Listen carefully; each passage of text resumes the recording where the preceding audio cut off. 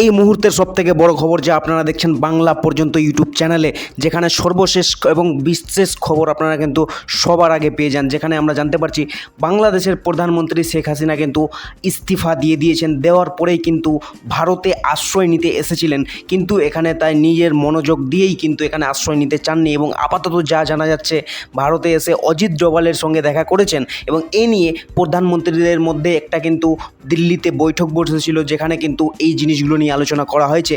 আপাতত দেখা যাক কী হচ্ছে। কিন্তু ইস্তফা দেওয়ার পর বায়ু বিমানবন্দরে কিন্তু শেখ হাসিনা বাংলাদেশ ছেড়ে রওনা দিয়েছেন ভারতের উদ্দেশ্যে। ভারতে এসে কিন্তু এই কথাগুলো আমাদের জানতে পারলাম।